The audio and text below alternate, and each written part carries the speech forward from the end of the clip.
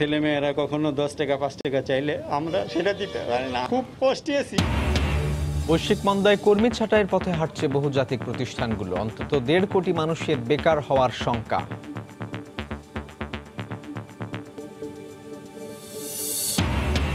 বিদ্যুতের পর এবার পানির ভুতুড়ে বিলে দিশেহারা রাজধানীবাসী। এর মধ্যেই বেড়েছে দামও।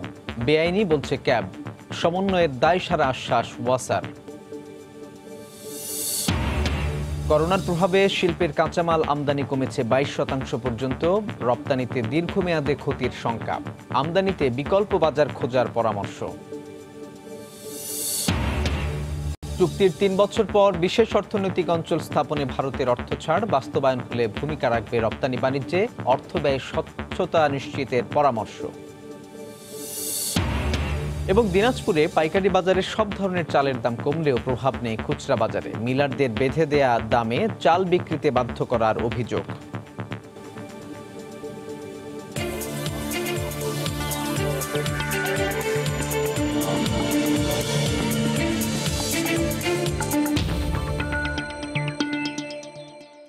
আমন্ত্রণ জানাচ্ছি দেশ ও দেশের বাইরের অর্থ বাণিজ্যের নানা খবর নিয়ে আমাদের নিয়মিত আয়োজন এই সময়ের বাণিজ্যে। আপনাদের সঙ্গে আছি আমি সাজিদ রাজু। করোনার ধাক্কায় বিশ্ববাজারের পাশাপাশি টালমাটাল দেশের চাকরির বাজার। শুধু দেশীয় প্রতিষ্ঠান নয়, অর্থনৈতিকভাবে শক্তিশালী দেশগুলোতে বেকারত্বের হার বাড়ায় সেসব দেশের বহুজাতিক ও আন্তর্জাতিক প্রতিষ্ঠানগুলোর আঞ্চলিক অফিসে কর্মকর্তারাও চাকরি হারাচ্ছেন। বিশেষজ্ঞরা বলছেন এই অস্থিরতার প্রভাবে বেশি ভুগবে রেমিটেন্স ও রপ্তানি নির্ভর দেশগুলোর অর্থনীতি। তাই অভ্যন্তরীণ অর্থনৈতিক কাঠামো শক্তিশালী করার পরামর্শ তাদের। সেলিয়া সুলতানার রিপোর্ট। এখন করোনার সাথে যুদ্ধ না, নিজের ক্ষুধার সাথে যুদ্ধ করতেছে মানুষ। স্বপ্নের এই শহর বহু আশার হাতছানি। টাকার হিসেবে বিকোয় সব মৌলিক প্রয়োজন, কিন্তু ইঞ্জিনিয়ারিং শেষ করে পাওয়া চাকরিটিও ছুটে যাওয়ায় নিঃস্ব হয়ে আবার ফিরে যাওয়া। কারো কারো তো ফেরার উপায়ও থাকে না। ছেলেমেয়েরা কখনো 10 টাকা 5 টাকা চাইলে আমরা সেটা দিতে পারি না। খুব কষ্টে আছি। নোটিশ আকারে কোনো ফোকাস করে নাই। তারা আমাদেরকে উইদাউট স্যালারিতে বলতেছে লং টাইম। বড় ছোট বা মাঝারি, করোনা সংকটকালে বিনা নোটিসে সংকুচিত জীবনে আরও সংকুচিত হচ্ছে দেশি বা বিদেশি সব ধরনের চাকরির বাজার। আমাকে টেলিফোন করে আমার কোম্পানি থেকে বলা হলো যে এই প্যান্ডেমিক সিচুয়েশনের কারণে আমরা রিপ্লেসমেন্টে যাচ্ছি এবং আপনি তাদের মধ্যে একজন, এবং আগামী কয়েক মাস পরে কি হবে আমি সেটাও জানি না। গবেষণা প্রতিষ্ঠান পলিসি রিসার্চ ইনস্টিটিউট বলছে, করোনায় চাকরি হারাতে পারেন দেশের অন্তত 1.5 কোটি মানুষ। এতে শুধু অভ্যন্তরীণ প্রতিষ্ঠান নয়, অর্থনৈতিকভাবে শক্তিশালী দেশগুলোর চাকরিচ্যুত ও বেকারত্ব পরিস্থিতিও আশা জাগানিয়া নয়। আইএলও বলছে, আগামী 3 মাসে বিশ্বের 19.5 কোটি মানুষ তাদের চাকরি হারাতে যাচ্ছেন, যার মধ্যে 12.5 কোটির বসবাস এশিয়া ও প্রশান্ত মহাসাগরীয় অঞ্চলের দেশগুলোতে। দেশের শ্রমবাজার অলরেডি কিন্তু নানা ধরনের সমস্যা সংকুল। আমরা জানি শ্রমবাজারে 85%-এর বেশি তারা আছে অনানুষ্ঠানিক খাতে, এবং বাইরে থেকে এই শ্রমিকরা যদি ফিরে এসে এই শ্রমবাজারে জয়েন করে তাহলে কিন্তু শ্রমবাজারের উপর একটা অতিরিক্ত চাপ আসবে। বিশ্ববাজারের অর্থনৈতিক মন্দা কাটাতে প্রতিষ্ঠানগুলো কর্মী ছাঁটাইকেই একমাত্র প্রতিরক্ষা নীতি হিসেবে নিচ্ছে। ফলে গবেষণা প্রতিষ্ঠানগুলো বলছে, এই বেকারত্ব বাড়ার সাথে সাথে সবচেয়ে বেশি হুমকির মুখে পড়বে রপ্তানি এবং শ্রম রপ্তানি নির্ভর অর্থনৈতিক দেশগুলো। বৈদেশিক বাণিজ্যমুখী যে আমাদের দৃষ্টিভঙ্গি আছে তার সাথে দেশের ভেতরের যে চাহিদা তাকে মাথায় রেখে এটা একটা অর্থনৈতিক পরিকল্পনাকে এখন একটা সামঞ্জস্যপূর্ণ বা ভারসাম্য তৈরি করার সুযোগ আছে। এই চ্যালেঞ্জকে মোকাবেলা করবার জন্য দীর্ঘমেয়াদে আমাদের আসলে অর্থনীতিকে বহুমুখীকরণ করা দরকার। গবেষণা প্রতিষ্ঠানগুলোর মতে 160 কোটি অস্থায়ী কর্মী ভয়াবহ ক্ষতির মুখে পড়বে। বছরের দ্বিতীয় ভাগে এই ক্ষতির পরিমাণ দাঁড়াবে 30 কোটি 50 লাখ ফুল টাইম চাকরির সমান। সেলিয়া সুলতানা, সময় সংবাদ, ঢাকা। বিদ্যুতের পর এবার পানির ভুতুড়ে বিলের বোঝা। একদিকে ময়লা দুর্গন্ধযুক্ত পানি, তার উপর বিলের খড়ক নেমে আসায় দিশেহারা রাজধানীবাসী। করোনাকালে 3 থেকে 5 গুণ পর্যন্ত বেশি বিল আসার অভিযোগ এসেছে। বিষয়টিকে বেআইনি বলছে ক্যাব। অতিরিক্ত বিল সমন্বয়ের দায়সারা আশ্বাস ওয়াসার। পাবিল আমিনের ক্যামেরায় সাদাত রহমতুল্লাহ রিপোর্ট। এই দুটো বিলের সাথে যে কিনাই কিন্তু বিলের গরমিল। রাজধানীর আদাবরের বাসিন্দা ফুয়াদ নাসের করোনার আগে গড়ে পানির বিল দিয়েছেন 10,000 টাকার নিচে, আর বর্তমান সময়ে ভাড়াটিয়া কমেছে, তবু গত 2 মাস বিল দিয়েছেন 25,000 টাকার উপর। একই অবস্থা কুড়িলের কুলাউড়া সহ বিভিন্ন এলাকার। ভুতুরে বিলের খপ্পরে দিশেহারা নগরবাসী। মন গড়া একটা বিল ওয়াসা দিয়ে গেল আমাদের। এখন এটা আমাকে হয়তো বা পে করতে হবে। যে বিল হয়ে গেছে এই বিল তুমি দিতে হবে, কালেকশন করতে হবে। এরই মধ্যে 1 এপ্রিল থেকে আবাসিক গ্রাহকদের জন্য প্রতি ইউনিট পানির দাম 11 টাকা 57 পয়সা থেকে বাড়িয়ে 14 টাকা 46 পয়সা নির্ধারণ করা হয়েছে। অন্যদিকে বাণিজ্যিক গ্রাহকদের ক্ষেত্রে প্রতি ইউনিট পানির দাম 37 টাকা 4 পয়সা থেকে বাড়িয়ে 40 টাকা নির্ধারণ করা হয়েছে। যদিও উচ্চ আদালতের নির্দেশনা অমান্য করেই এই বাড়তি বিল আদায় করছে ওয়াসা। হঠাৎ করে 3 টাকা 2.5 টাকা বাড়লো 2 টাকা। বেঁচেই থাকতে পারছেন, তার খাদ্য পাচ্ছেন না, তার সামগ্রিক ক্রাইসিস। এই অবস্থা একটা সরকারি সংস্থা কি করে দাম বাড়ায়? সুপেয় পানি সরবরাহ না করে উল্টো দাম বৃদ্ধি আইনসঙ্গত নয় বলে দাবি কনজিউমার অ্যাসোসিয়েশন অব বাংলাদেশ ক্যাবের। ভুতুরে বিলের বিষয়েও ওয়াসার গাফিলতি থেকে দুষছে প্রতিষ্ঠানটি। কখনোই অধিকার পেতে পারে না সে তার মূল্য রেগুলেটেড মার্কেটে নিজে ইচ্ছা অনুযায়ী বাড়ায় নিতে পারে। এটাকে নিয়ন্ত্রণ করার সংস্থা থাকতে হবে, সরকারকে নিয়ন্ত্রণ, আইনি প্রক্রিয়া এটা নিয়ন্ত্রণ করতে হবে, ওয়াসার হাতে ছেড়ে দিতে পারে না। দায় মেনে নিলে ওয়াসার ব্যবস্থাপনা পরিচালক বলছেন বাড়তি বিল সমন্বয় করা হবে। রায় যেটা হয়েছে তাই ইমপ্লিমেন্ট হবে। আরে আপনি তো প্রত্যেক মাসে বিল দিচ্ছেন, আজকে যদি আপনার কাছে বিলটা বেশি হয় কালকে আমাকে ফেরত দিয়ে দেওয়া হবে। পানি সরবরাহ ও পয়ঃনিষ্কাশন আইন 1996 অনুযায়ী প্রতি বছর 5% হারে পানির দাম বাড়াতে পারে ওয়াসা বোর্ড। গত এক যুগে 13 বার পানির দাম বাড়ানো হয়েছে। সাদাত রহমতুল্লাহ, সময় সংবাদ, ঢাকা। 2744 কোটি টাকা ব্যয়ে 9টি প্রকল্পের অনুমোদন দিয়েছে জাতীয় অর্থনৈতিক পরিষদের নির্বাহী কমিটি একনেক। গতকাল রাজধানীর শেরেবাংলা নগরের এনইসি সম্মেলন কক্ষে বৈঠক অনুষ্ঠিত হয়।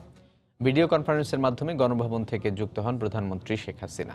অর্থবছর প্রথম একনেক অনুমোদন পাওয়া প্রকল্পের মধ্যে ঘোড়াশাল বিদ্যুৎ কেন্দ্র প্রকল্প, চাঁদপুরের ফরিদগঞ্জে ডাকাতিয়া নদীর উপর সেতু নির্মাণ, জামালপুরের শেরপুরে 505 কোটি টাকা ব্যয়ে পল্লী উন্নয়ন প্রকল্প রয়েছে। এছাড়া তিস্তা বৈঠক শেষে পরিকল্পনা মন্ত্রী এম এ মান্নান অনলাইন ব্রিফিংয়ে বিস্তারিত তুলে ধরেন। বৈঠকে বাংলাদেশ ব্যাংকের প্রয়োজনের অতিরিক্ত রিজার্ভ থেকে ঋণ নিয়ে অর্থ ব্যয় করা যায় কিনা তা যাচাই বাছাই করতে বলেছেন প্রধানমন্ত্রী। নদীর নাব্য ও গতিপথ ঠিক রাখার দিকে নজর রাখতে বলেন প্রধানমন্ত্রী। মন্ত্রী জানান, জুন মাসে পয়েন্ট টু পয়েন্ট ভিত্তিতে মূল্যস্ফীতির হার 6.02%। 4টা মন্ত্রণালয়ের 9টি প্রকল্প আমরা উপস্থাপন করেছি একনেক থেকে। এই 9টি প্রকল্পে মোট 2744 কোটি 44 লাখ টাকা। সরকারের নিজস্ব অর্থায়ন হচ্ছে 1353 কোটি 70 লাখ টাকা। মূল্যস্ফীতি মে মাসের শেষে আমরা বলেছিলাম 5.35 5.35। আজকে জুন মাসের শেষে এইটা দাঁড়িয়েছে 6.02। চুক্তির প্রায় 3 বছরের মাথায় বঙ্গবন্ধু শেখ মুজিব শিল্পনগরে ভারতীয় অর্থনৈতিক অঞ্চল স্থাপনে অর্থ ছাড় করল দেশটির সরকার। বাংলাদেশ অর্থনৈতিক অঞ্চল কর্তৃপক্ষ বেজা বলছে, করোনাকালে প্রকল্প বাস্তবায়ন কাজে দেশীয় শ্রমিকদের কাজের সুযোগ তৈরি হবে। পাশাপাশি অর্থনৈতিক অঞ্চল চালু হলে সম্প্রসারিত হবে রপ্তানি বাণিজ্য। এদিকে অর্থ ব্যয় স্বচ্ছতা নিশ্চিত করার পাশাপাশি ঠিকাদার নিয়োগে দেশীয় প্রতিষ্ঠানগুলো অগ্রাধিকার দেওয়ার পরামর্শ অর্থনীতিবিদদের। শুভ খানের রিপোর্ট।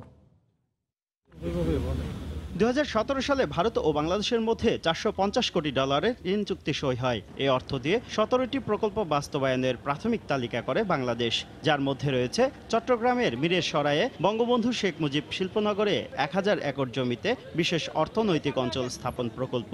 সে সময় এসব প্রকল্প বাস্তবায়নে ভারতীয় ঠিকাদার নিয়োগ এবং 65% ভারতীয় মালামাল ব্যবহার সহ বেশ কিছু শর্ত দেওয়া হয়। চুক্তির 3 বছরের মাথায় মিরেরসরাইয়ে ভারতীয় অর্থনৈতিক অঞ্চল স্থাপনে 1000 কোটি টাকা অর্থ ছাড় অনুমোদন করেছে ভারত সরকার। বেজা বলছে, ঋণের অর্থ সংযোগ সড়ক, পানি শোধনাগার, গ্যাস বিদ্যুৎ সরবরাহ ব্যবস্থা ও সিটিপি নির্মাণে ব্যয় করা হবে। এখানে যে রাস্তা হবে সেটা তো আপনার ভারত থেকে ইট পাথর বালি এনে এটা করা সম্ভব না। এক্ষেত্রে সব লোকাল রিসোর্সেস ইউজ করা হবে।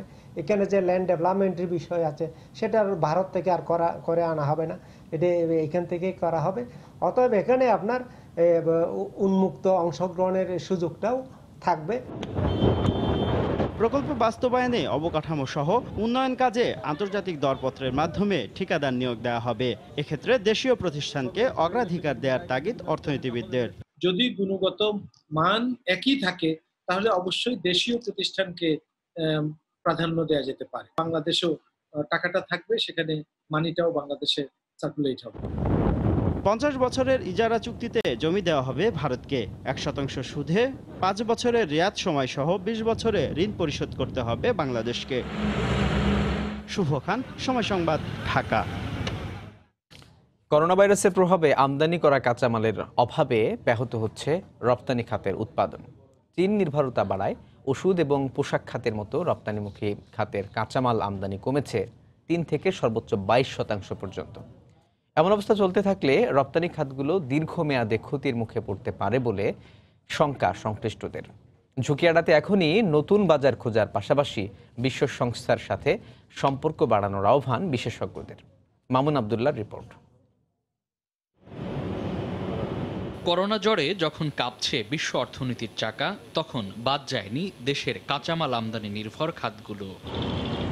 বাংলাদেশ ব্যাংকের তথ্যমতে গত অর্থবছরের জুলাই থেকে জানুয়ারির তুলনায় চলতি অর্থবছরের একই সময়ে বিভিন্ন শিল্পের কাঁচামাল আমদানি কমেছে। কাপড় তৈরির জন্য ব্যবহৃত সুতা আমদানি কমেছে 22.44%, তৈরি পোশাক শিল্পে ব্যবহৃত বস্ত্র সামগ্রী আমদানি হ্রাস পেয়েছে 3.72%, ওষুধ শিল্পে ব্যবহৃত বিভিন্ন ধরনের কাঁচামাল আমদানি কমেছে প্রায় 7%। 3 মাসের মধ্যে আমাদের কোনো প্রবলেম হয় না, কিন্তু এখন কিছু কিছু র মেটেরিয়াল আছে যেটা সেন্সিটিভ বাইরে আমরা বাংলাদেশের সাথে পৃথিবীর বহু জায়গায় কানেকশন নাই। মানুষ সুযোগ পেলে দাম বাড়ায় দেয়, র মেটেরিয়ালস এবং ইন্টারমিডিয়েট দাম বেড়েছে। ইন্ডিয়ার গভর্নমেন্ট কিছু কিছু আইটেম বন্ধ করে দেবে। যে অর্ডারগুলো ছিল বাইরেরা ক্যান্সেল করছে, এখন নতুন কোনো অর্ডার ইউরোপ বা আমেরিকা থেকে আসতেছে না।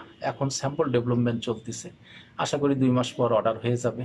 রপ্তানিমুখী পণ্য উৎপাদনে সরকারি সহায়তার কোনো বিকল্প নেই বলে জানান ব্যবসায়ীরা। আমরা অ্যাক্সেসরি সেক্টর, ডিম অ্যাক্সেসরি আমরা এখন পর্যন্ত কোথাও থেকে কোনো কিছুই পাই নাই। ফেব্রুয়ারি মার্চের এই সময়কালীন যে পণ্য সরবরাহ সেই পয়সাগুলো টোটালি আটকে গেছে।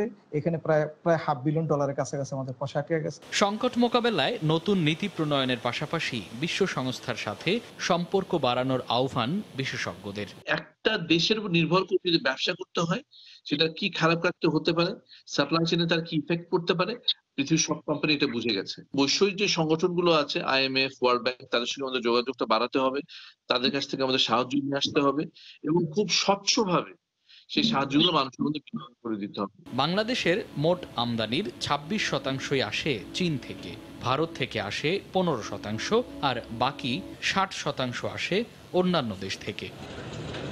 মামুন আবদুল্লাহ, সময় সংবাদ, ঢাকা। দিনাজপুরের হিলি স্থলবন্দর দিয়ে স্বাভাবিকভাবে চলছে আমদানি রপ্তানি। স্বাস্থ্যবিধি মেনে পণ্য খালাস করছেন শ্রমিকরা। বিস্তারিত জানাতে এই মুহূর্তে সেখানে আছেন রিপোর্টার শফিকুল ইসলাম শফিক। যাচ্ছি তার কাছে। শফিক।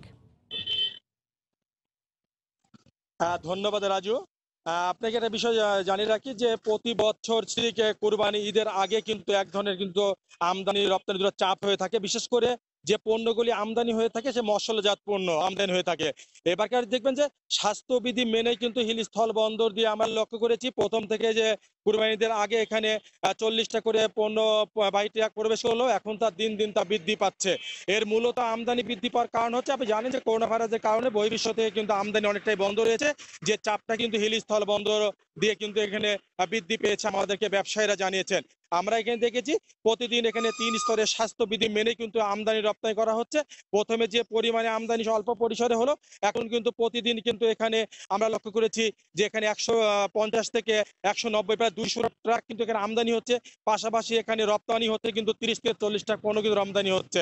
এখানে বিশেষ করে এই মুহূর্তে যে আমদানি হচ্ছে সেগুলো হচ্ছে মশলাজাত পণ্য। এখানে জানেন যে জিরা, বাদাম, এখানে বিভিন্ন ধরনের এখানে মশলা আমদানি হচ্ছে। বিশেষ করে এখানে পেঁয়াজও আমদানি হয়ে থাকে। এখানে প্রতিদিন এখানে পেঁয়াজের আমদানি প্রথম দিকে আমরা লক্ষ্য করেছি 20 থেকে 30 টাকা হলে এখানে 50 টাকা কিন্তু ছাড়িয়ে যাচ্ছে কিন্তু পেঁয়াজের আমদানি। এখানে এইসব মশলা জাতীয় আমদানি হওয়ার কারণে মূলত বিভিন্ন দেশের বিভিন্ন দূর দূরান্ত থেকে কিন্তু এখানে পাইকারি আসছেন, তারা কিন্তু পণ্য কিনে নিয়ে যাচ্ছেন এবং অনেকটা দাম তারা কম পাচ্ছেন বলে তারা জানিয়েছেন। এবং আমদানিকারকরা বলছেন যে বিগত সময় তাদের এই ধরনের কিন্তু চাপ ছিল না।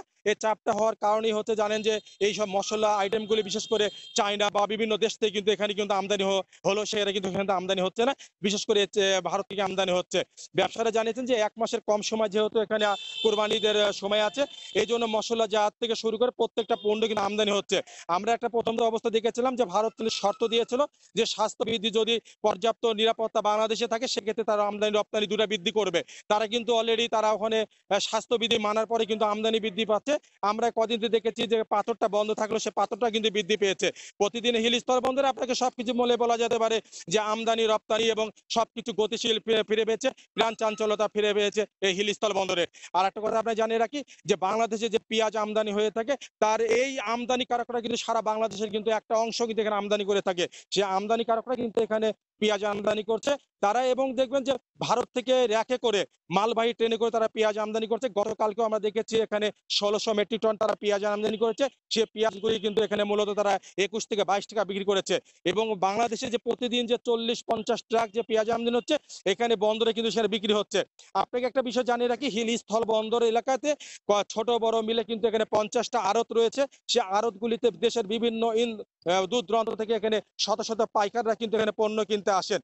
আমরা পাইকারদের সাথে কথা বলেছিলাম, পাইকাররা আমাদেরকে বলছেন যে বিশেষ করে এই হিল স্থল বন্দরে তারা যে পণ্য কিনতে আসেন এখানে একটা কিনা বেচার জন্য তাদের একটা যে সুবিধা রয়েছে, ভিতরে তারা দেখে মাল পণ্য কিনতে পারেন যেহেতু তারা এখানে আসেন। ইদানিং আর সম্প্রতি দেখা আর বাংলাদেশ দেশে যে বন্যার কারণে যে আরেকটা তথ্য জানি রাখি যে কাঁচামরিচের যে আবাদের ক্ষতি হওয়ার কারণে মূলত এখানে কাঁচামরিচ আমদানি হচ্ছে। এখানে আমরা দেখেছিলাম প্রথমের দিকে 1-2 ট্রাক করে কাঁচামরিচ আমদানি হলো, এখন 20 থেকে 25 ট্রাক পর্যন্ত কাঁচামরিচ আমদানি হচ্ছে। আর দেশীয় বাজারে যদি বলি প্রতি কেজি কাঁচামরিচ এখানে 120 টাকা হলে এখানে বর্তমানে 40 টাকা কাঁচামরিচ বিক্রি হচ্ছে। হিল স্থল বন্দরে আপনাকে রাজু একটা কথা আপনাকে জানিয়ে রাখি যে প্রাণ চাঞ্চলতা যেমন ফিরে পেয়েছে, সরকার রাজস্ব বৃদ্ধি পাচ্ছে, এখানকার গতি ফিরে এসেছে। একটা সমস্যার কথা দিয়ে আপনাকে বলতে চাই যে একটা এত আমদানি রপ্তানি হলো এখানে একমুখী রাস্তার জন্য কিন্তু প্রতিনিয়ত যানজট এবং ভূগান্তে লোকজন এখানকার স্থানীয় জনগণ ভূগান্তে পড়ছেন। রাজু হিল স্থল বন্দর থেকে আমার কাছে সর্বশেষ খবর। হিলি থেকে আমদানি রপ্তানি কার্যক্রমের খবর জানাচ্ছিলেন সহকর্মী শফিকুল ইসলাম শফিক। দিনাজপুরে চালের দাম যে হারে বাড়ে সে হারে কমে না। মূল্য কমলেও তার প্রভাব বাজারে পড়ে না, অথচ পাইকারি বাজারে সব ধরনের চালের দাম কমেছে কেজিতে 2 টাকা। মিলারদের বেঁধে দেয়া দামে চাল বিক্রি করতে বাধ্য হচ্ছেন বলে অভিযোগ আড়তদার ও পাইকারদের। তবে মিলাররা বলছেন ধানের দামের সঙ্গে চালের মূল্য ওঠানামা করে। গোলাম নবী দুলালের পাঠানো তথ্য ও মনজিদ আলম শিমুলের তোলা ছবি নিয়ে রিপোর্ট। বোরো মৌসুমে এবার দিনাজপুরে 1,71,000 হেক্টর জমিতে 12 লাখ মেট্রিক টন ধান উৎপাদন হয়েছে। বাম্পার ফলন হওয়া সত্ত্বেও 20 দিন আগে চালের দাম কেজিতে বেড়ে যায় 5 থেকে 6 টাকা, আর গত কয়েকদিনে পাইকারি বাজারে কেজিতে কমে 2 টাকা। আগে চালের দাম বেশি ছিল, এখন চালের দাম নেমে আসছে কেজিতে 1-2 টাকা। বর্তমান বাজারে 1 থেকে 2 টাকা কেজি প্রতি কম ধরায় মিলাররা আমরা এখন কম দামে বিক্রি করতেছে। পাইকার আর আড়তদারদের অভিযোগ চালের বাজার নির্ভর করে মিল মালিকদের ইচ্ছের উপর। আমার মনে হয় মোটা চালের বাজারটা যেটা আছে ওর থেকে বরং একটু কমবে তো পারবে না। মিলাররা তো হাজার হাজার বছর ধান রাখে, তারা যদি ওই ধানটা প্রোডাকশন স্টপ করে দেয় তাইলে কিন্তু বাজারে চালের ক্রাইসিসটা হয়ে যায়। চালকল মালিক সমিতির দাবি ধানের দামের উপর সমন্বয় করে চালের মূল্য নির্ধারণ করা হয়। রিটেলাররা দোষ দিবে হোলসেলার, হোলসেলার দোষ দিবে মিলার, মিলার দোষ দিবে কৃষক। এই টোটালে দোষের জায়গাটা নয়, বিশ্লেষণের জায়গাটা আমাদের আসা উচিত। বাজার নিয়ন্ত্রণে সরকারের কঠোর নজরদারি থাকলে কৃষক ও সাধারণ মানুষ উপকৃত হবে বলে মনে করেন কৃষক নেতা। বাজার মনিটরিং করলে কৃষক এবং ক্রেতা যারা মনে করেন যে কিনে খায় এরাও উভয় পক্ষ লাভবান হবে আর কি।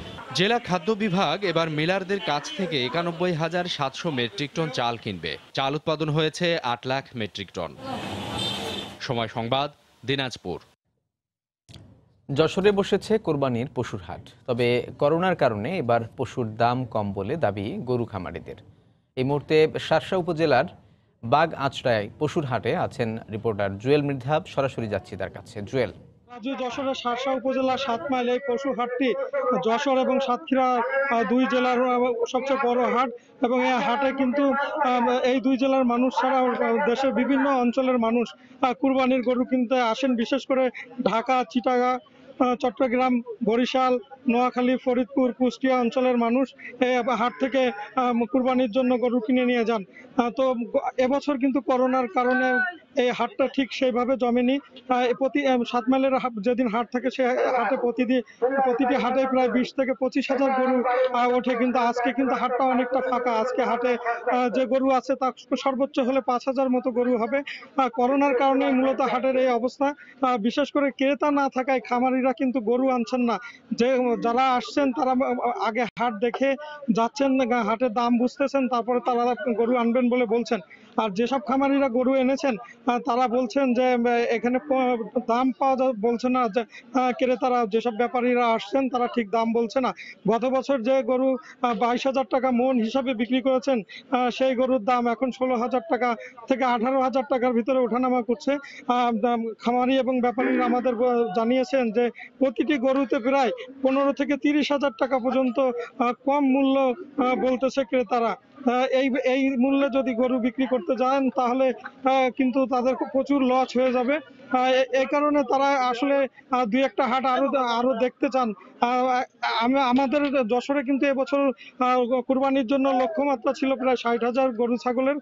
সেখানে 10,282 খামারে আমাদের গরু এবং ছাগল উৎপাদন হয়েছে প্রায় 68,000। এর ভিতরে গরুর সংখ্যা প্রায় 35,000 এবং ছাগলের সংখ্যা প্রায় 33,000। প্রচুর পরিমাণে পশু রয়েছে, কুরবানির উপযুক্ত পশু, যে পশুগুলো আসলে খামারিরা তাদের খামারে লালন পালন করেছেন। এবছর কিন্তু করোনার কারণে খাবারের দামও ছিল অনেক বেশি, বিশেষ করে বিচেলি, ভুসি এবং অন্যান্য যে খাবার সামগ্রী খাইয়ে প্রাকৃতিক উপায়ে আমাদের দেশীয় খামারে গরুগুলো উৎপাদন করা হয়, সে খাবারের দাম কিন্তু এবার অনেক বেশি ছিল। এবং খামারিরা বলছেন যে এবার যদি দাম না পান তাহলে তারা প্রচুর পরিমাণে দেনায় জর্জরিত হয়ে যাবেন, যে দেনার থেকে উঠে আসা খুব কষ্ট হয়ে যাবে। এবং তারা বলছেন যে গত কয়েক বছর ধরে কিন্তু গরুর বাজারটা খুব খারাপ। তারা ভারত থেকে গরু আমদানি বন্ধ হয় একটা আশা নিয়ে তারা কিন্তু এই খামার করেছিলেন।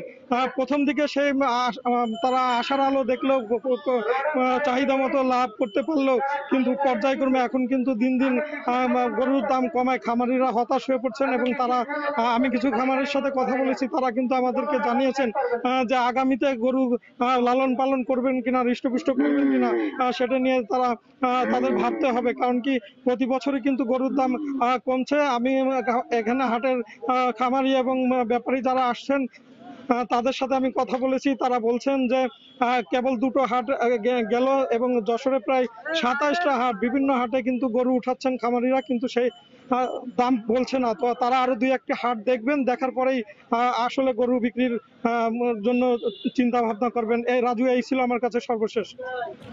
যশোরের শার্শা উপজেলা থেকে পশুর হাটের খবর জানাচ্ছিলেন সহকর্মী জুয়েল মৃধা। দেশের বিভিন্ন নদ নদীর পানি নামতে থাকায় ফুটে উঠছে ক্ষয়ক্ষতির চিহ্ন, পাশাপাশি ভাঙন দেখা দেয় আতঙ্কে রয়েছে নদী পাড়ের মানুষ। মানিকগঞ্জের হরিরামপুর, শিবালয়, দৌলতপুর ও ঘিওর অংশে যমুনা ও পদ্মার পানি কমতে শুরু করেছে, তবে এখনও পানিতে নিমজ্জিত বাড়িঘর, স্কুল, কলেজ সহ বিভিন্ন স্থাপনা। পানিবন্দী রয়েছেন এসব উপজেলার 6টি ইউনিয়নের 33টি গ্রামের 30,000 মানুষ। পাশাপাশি নদী ভাঙন দেখা দেয় দুর্ভোগের মাত্রা চরমে পৌঁছেছে। খাদ্য সংকট আর বিশুদ্ধ পানির অভাবে বিপর্যস্ত জনজীবন। এছাড়া সিরাজগঞ্জে 11,017 হেক্টর জমির ফসল নষ্ট হয়ে গেছে, সব হারিয়ে নিঃস্ব কৃষকেরা।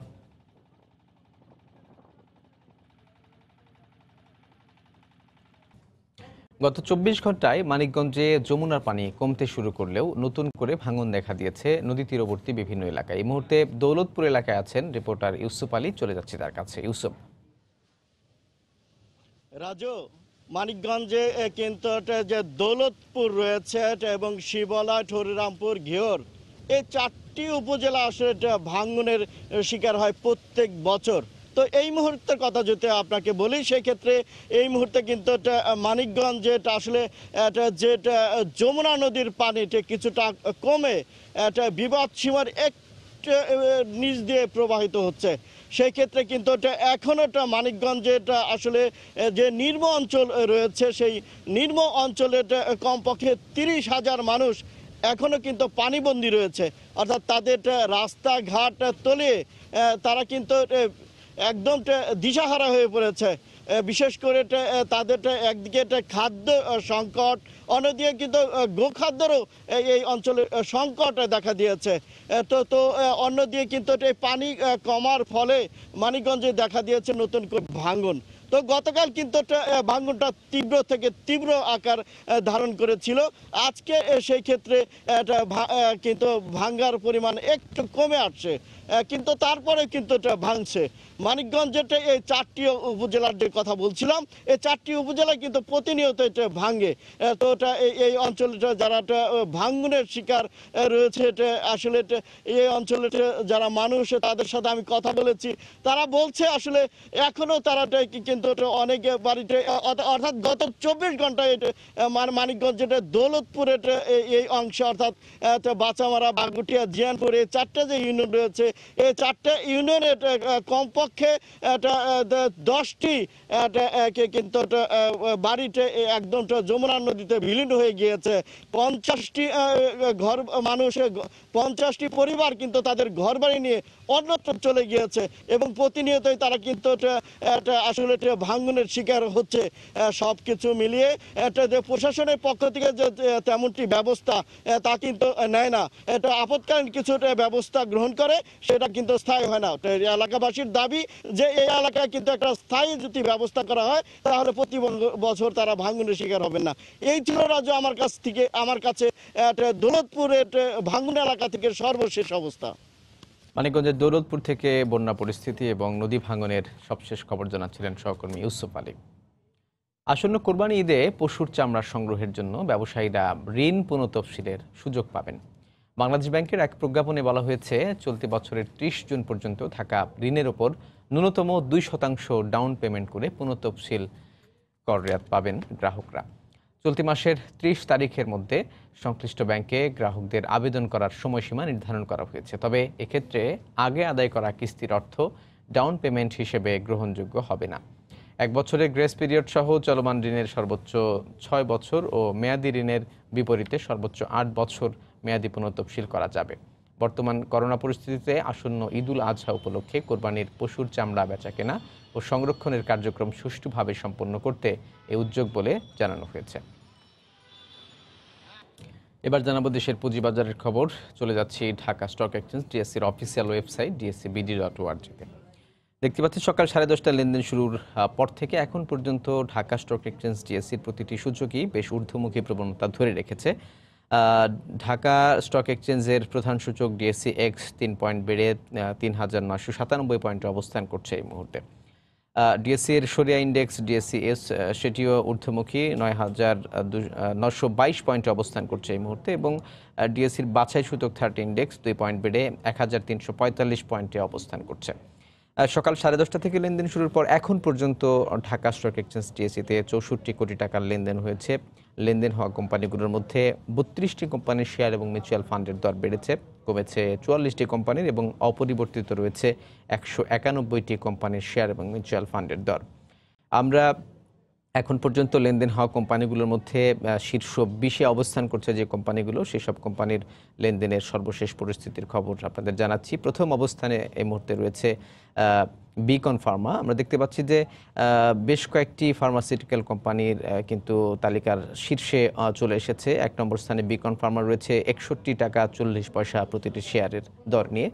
সর্বোচ্চ লেনদেন মূল্য ছিল 66 টাকা এবং সর্বনিম্ন ছিল 60 টাকা 70 পয়সা। গতকালের সর্বশেষ লেনদেন মূল্য ছিল 60 টাকা 70 পয়সা। তারপরে অবস্থান রয়েছে ওরিয়ন ফার্মা, এটি 42 টাকা প্রতিটি শেয়ারের দর এই মুহূর্তে দেখা যাচ্ছে। 42 টাকা 80 পয়সা পর্যন্ত সর্বোচ্চ মূল্যে হাতবদল হয়েছে প্রতিটি শেয়ারের এবং সর্বনিম্ন লেনদেন মূল্য ছিল 42 টাকা। গতকালের সর্বশেষ লেনদেন মূল্য ছিল একই। তারপরে অবস্থানে আমরা বিএক্স ফার্মাকে দেখতে পাচ্ছি 67 টাকা 50 পয়সা দরে হাতবদল হচ্ছে প্রতিটি শেয়ার। 68 টাকা ছিল সর্বোচ্চ লেনদেন মূল্য, 66 টাকা 20 পয়সা সর্বনিম্ন লেনদেন মূল্য এবং গতকালের সর্বশেষ লেনদেন মূল্য ছিল আজকের সর্বনিম্ন লেনদেন মূল্য 66 টাকা 20 পয়সার সমান। এই তিনটি ফার্মাসিউটিক্যাল কোম্পানি আজকে শীর্ষ 20-এর একদমই 3টি অবস্থান ধরে রেখেছে। তারপরে 4 নম্বর অবস্থানে আমরা দেখতে পাচ্ছি যে কোম্পানিটি, এটি 105 টাকা প্রতিটি শেয়ারের দর নিয়ে এই মুহূর্তে 4 নম্বর স্থানে রয়েছে। 105 টাকা দর নিয়ে রয়েছে progressive life insurance company limited. এই কোম্পানিটি একটি ইন্স্যুরেন্স কোম্পানি। 109 টাকা 40 পয়সা পর্যন্ত সর্বোচ্চ লেনদেন মূল্যে হাতবদল হয়েছে প্রতিটি শেয়ার। 104 টাকা 30 পয়সা ছিল সর্বনিম্ন লেনদেন মূল্য। এরপরের অবস্থানে রয়েছে আরও একটি ইন্স্যুরেন্স কোম্পানি রূপালী লাইফ ইন্স্যুরেন্স কোম্পানি লিমিটেড 40 টাকা 30 পয়সা দর নিয়ে হাতবদল হচ্ছে প্রতিটি শেয়ার এবং 5 নম্বর স্থানে অবস্থান করছে। 41 টাকা 60 পয়সা ছিল সর্বোচ্চ লেনদেন মূল্য, 39 টাকা 10 পয়সা সর্বনিম্ন। এবং ওয়াটার কেমিক্যাল লিমিটেড এটি 6 নম্বর স্থানে অবস্থান করছে। 320 টাকা 60 পয়সা প্রতিটি শেয়ারের লেনদেন মূল্য আমরা দেখতে পাচ্ছি। তো সংক্ষেপে এই ছিল আমার হাতে আজকে ঢাকা স্টক এক্সচেঞ্জ টিএসসির সর্বশেষ লেনদেন পরিস্থিতির খবরাখবর। এই পর্যায়ে শীর্ষ সংবাদ জানিয়ে দিচ্ছি আরও একবার। ছেলেমেয়েরা কখনো 10 টাকা 5 টাকা চাইলে আমরা সেটা দিতে পারি না, খুব কষ্টে আছি। বৈশ্বিক মন্দায় কর্মী ছাঁটাইয়ের পথে হাঁটছে বহুজাতিক প্রতিষ্ঠানগুলো, অন্তত 1.5 কোটি মানুষের বেকার হওয়ার শঙ্কা।